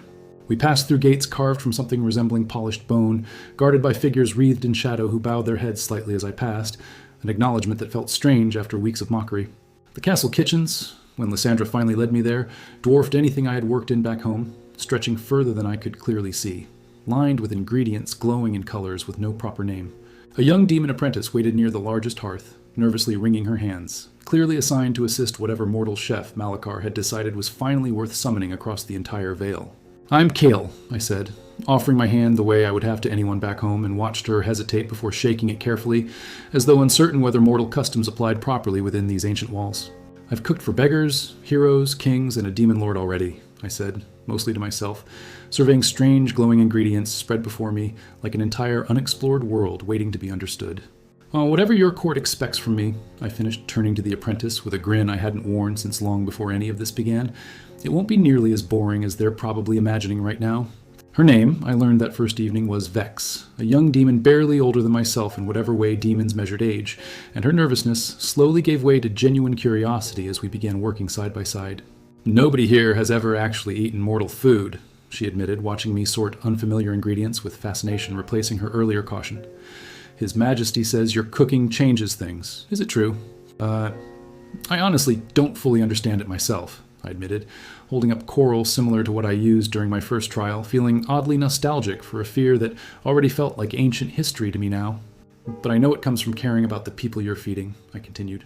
Whether they're beggars, kings, or demon lords, food made with real intention becomes something more than simple sustenance. Vex considered that for a long moment, then reached for a knife of her own, mimicking my grip carefully. Then teach me, she said simply. If I'm assisting the Sovereign Supreme Specialist, I should learn properly. We worked together late into that first strange night, the castle's violet rivers visible through tall windows, and for the first time since crossing the Vale, I felt something close to genuine belonging settle over me. Malakar visited the kitchen once before I finally slept that night, standing quietly in the doorway, watching Vex and I prepare a simple broth, using ingredients that would have seemed impossible only months earlier. You've already made yourself at home, he observed, something like satisfaction coloring his ancient voice. Most mortals I've encountered would still be trembling in whatever quarters I provided for them. I've faced worse than strange kitchens these past few weeks, I said, tasting the broth carefully before offering a spoonful. Frost wolves, betrayal, 3 impossible trials. This barely registers by comparison. Malakar accepted the offered spoon, tasting the broth thoughtfully, his burning eyes studying me with something that looked almost like genuine interest, rather than his earlier calculating assessment of me. 3 months, he said finally, setting down the spoon. Then you return home, and 3 months after that, you come back here again, and we discover together exactly what a mortal chef's skill can truly accomplish. I nodded, exhaustion finally catching up with everything I had survived, and Malakar left me there in that strange kitchen with Vex, still practicing her knife work under torchlight, burning an unfamiliar shade of violet. Later, alone in quarters larger than the entire Rusty Ladle Tavern, I set my mother's spoon and Mireille's carved ladle side by side on a table carved from polished starlight, and finally allowed myself to properly rest.